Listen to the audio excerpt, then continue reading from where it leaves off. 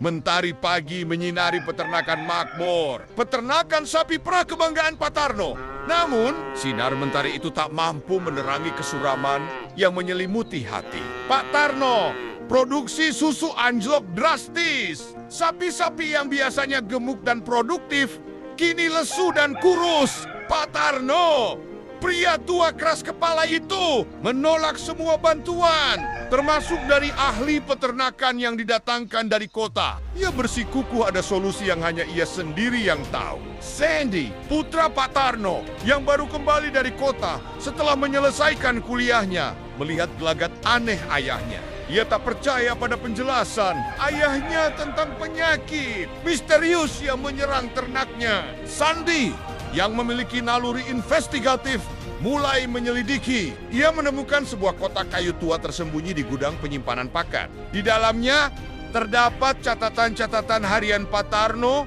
dari puluhan tahun lalu, ditulis dengan tinta yang sudah memudar. Catatan-catatan itu menceritakan kisah cinta Pak Tarno yang tragis dengan seorang wanita bernama Kartini. Kartini yang ternyata adalah putri pemilik lahan tempat peternakan itu berdiri. Menentang hubungan mereka, Pak Tarno terpaksa menikahi wanita lain atas desakan keluarganya. Rasa sakit hati dan penyesalannya terukir jelas dalam catatan-catatan itu. Sandy juga menemukan sebuah foto lama yang memperlihatkan sebuah sumur tua di tengah peternakan. Sumur itu sudah lama ditutup dan terlupakan. Sandy semakin curiga.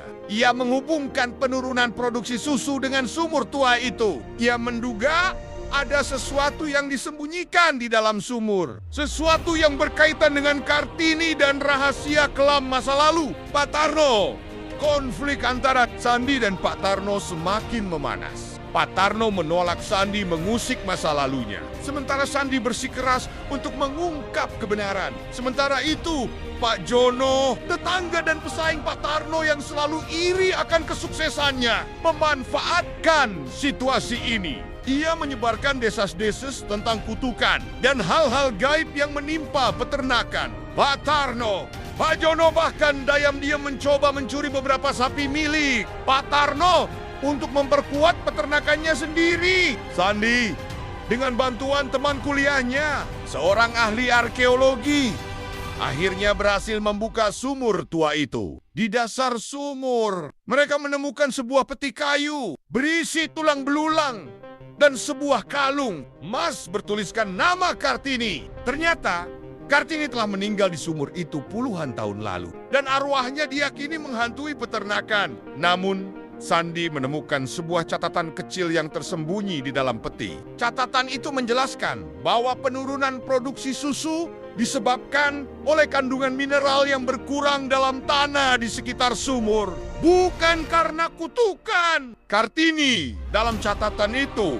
meminta agar sumur dibersihkan dan tanah di sekitarnya direvitalisasi. Sandy akhirnya berhasil meyakinkan Pak Tarno untuk membersihkan sumur dan merevitalisasi tanah. Produksi susu pun kembali normal. Konflik dengan Pak Jono juga berakhir. Setelah Pak Jono tertangkap basah mencuri sapi, Sandy berhasil menyelamatkan peternakan dan keluarganya, sekaligus mengungkap rahasia kelam masa lalu ayahnya dan menemukan kedamaian bagi arwah Kartini. Kisah ini mengajarkan tentang pentingnya kejujuran, pengungkapan kebenaran, dan penyelesaian konflik dengan cara yang damai.